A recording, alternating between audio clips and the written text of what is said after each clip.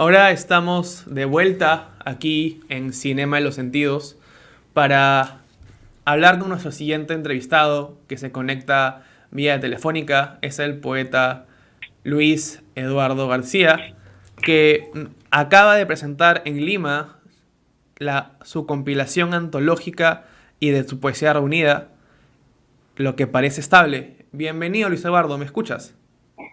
Sí, perfectamente. ¿Cómo estás? Hola, Muchísimas gracias por la invitación. Sí. hola, hola Luis Eduardo, bienvenido.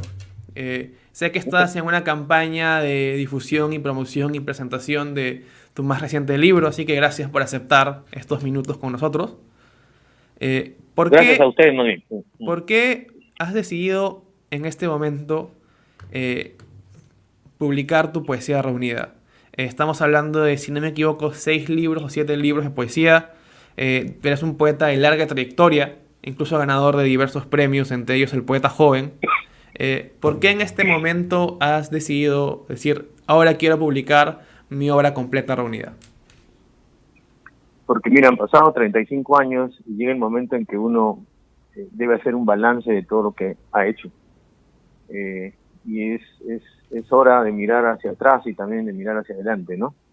Entonces, impulsado por esa necesidad, es que he reunido mi poesía, que por cierto además estaba muy dispersa, ¿no? Con libros de escaso tiraje, y creo que esta era la oportunidad para reunirla y ofrecerle una nueva perspectiva de lectura a los lectores, ¿no?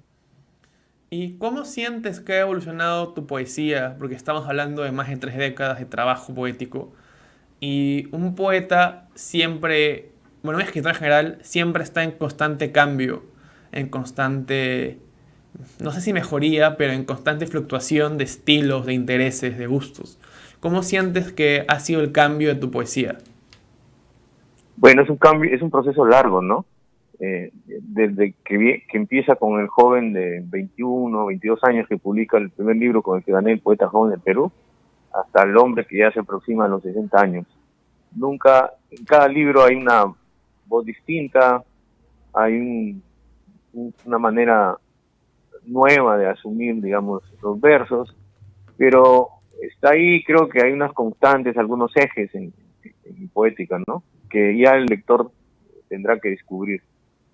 En algunos casos los cambios han sido radicales, en otros han sido, digamos, para profundizar una forma, digamos, nueva y así por el estilo, ¿no? Correcto. Y en todo ese tiempo tú mencionas que estás haciendo ya una mirada al pasado, también hacia el futuro, pero también hacia lo hecho. ¿Y qué reflexión tienes a día de hoy sobre tus 35 años de vida poética? ¿Cómo la revisas? ¿Cómo la reflexionas? ¿Cómo la piensas? ¿Cómo la ves a esta carrera Eh, y a esta producción tan larga en cuestión de tiempo? bueno, yo me reconozco en todos los casos, pero el libro ha servido también para pulir, ¿no? Para pulir algunas cosas. Siento una enorme responsabilidad, sobre todo con el lenguaje, ¿no? Una cosa que valoro mucho es el manejo del lenguaje, ¿no? La poesía es muy exigente con respecto a este tema. Y eso es lo que más ha llamado mi atención en esta mirada sobre este proceso larguísimo de haber escrito 7 libros, ¿no? A lo largo de 35 años. Y también veo muy lejano a ese joven impulsivo, ¿no? Eh, que era muy lírico, ¿no? Y que de pronto da como pequeños saltos a lo largo del tiempo. Y, pero eso es parte de mi pasado, es parte de mi formación, es parte de mi pasado, ¿no? Y lo asumo con mucha responsabilidad, asumo los errores y los aciertos, ¿no?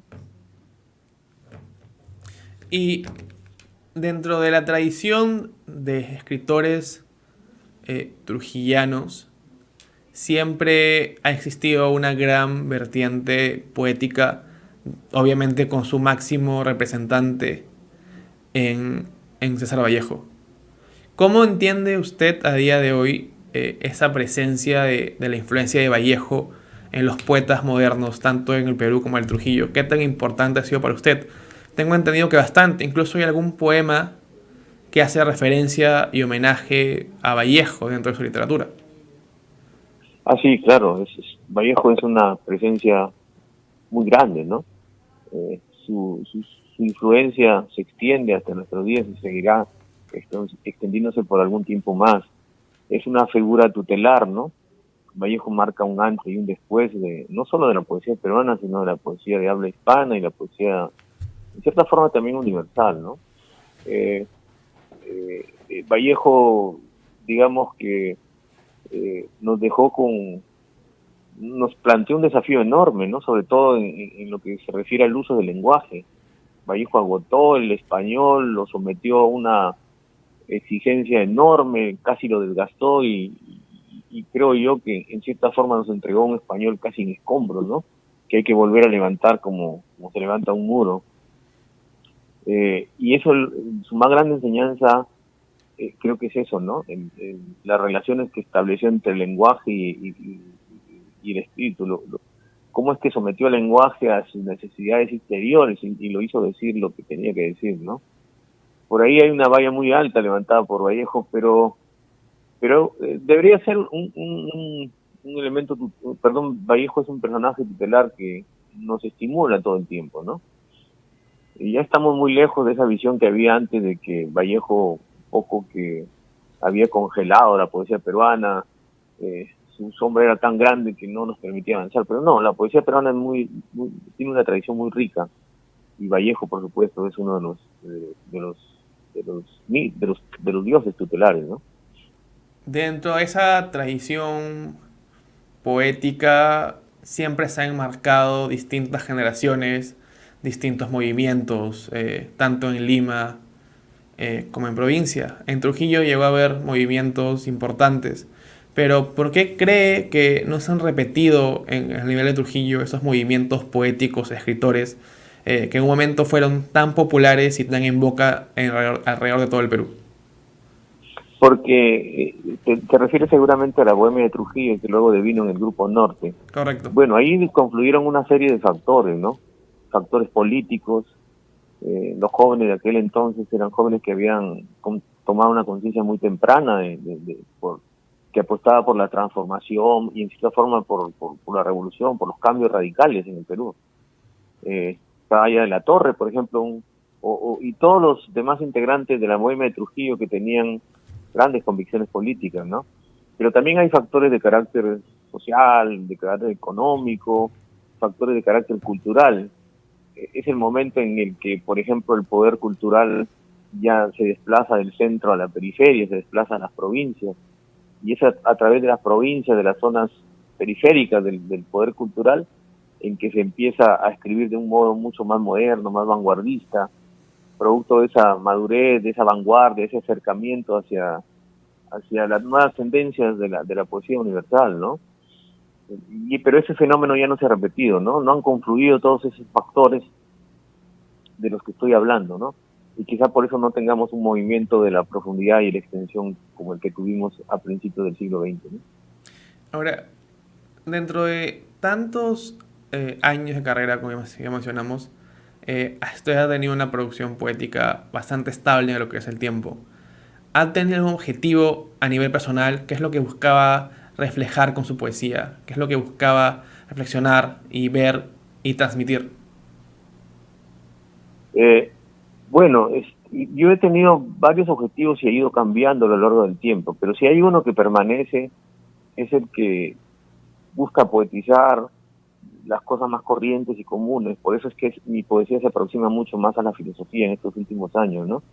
Trata de encontrarle sentido y significado a las cosas más triviales, ¿no? A partir de las cosas que pasan inadvertidas, yo quiero elaborar una poética que le dé un nuevo sentido al mundo, a la existencia, a la forma de mirar la realidad, ¿no? Esa ha sido mi preocupación, pero para eso tenía que prepararme, buscar mi voz, tratar de alcanzar mi voz propia y profundizar en el uso del lenguaje, ¿no? Que es una de las grandes preocupaciones que debía tener todo poeta. Una última pregunta, porque el tiempo, como usted sabe, siempre es muy corto en televisión y Sí. medios. Para usted, ¿qué es lo que parece estable? Bueno, todo parece estable, todo lo que me rodea me parece estable, pero cuando uno empieza a echarle una mirada mucho más seria y profunda, descubre que todo es fugaz, que todo cambia, que nada permanece, ¿no? Y entonces la labor de la poesía es tratar de perennizar, de capturar, de aprender aquello que es fugaz y es evanescente, porque la poesía es eso, ¿no? La captura de esos destellos, de esos momentos estelares de la existencia que nos ayudan a cobrar un sentido a lo que de lo que vivimos, ¿no? Y ahora solo para terminar, ¿dónde se podemos encontrar su libro, su antología, bueno, más que antología, su poesía reunida?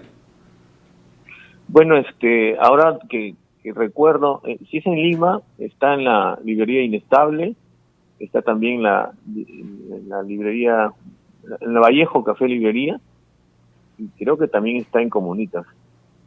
Y en provincia, en Trujillo, o ahorita que En, está en Lambayeque, ¿dónde se puede conseguir también?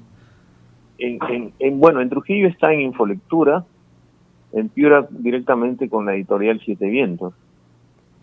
Perfecto. Eh, Entonces, para todos nuestros amigos, ya saben dónde pueden conseguir lo que parece estable, la poesía reunida de Luis Eduardo García. Muchas gracias por tus palabras y por tu tiempo. Sé que estás en una movida viajando actualmente, así que gracias por acompañarnos unos minutos. Muchas gracias a ti. Un abrazo.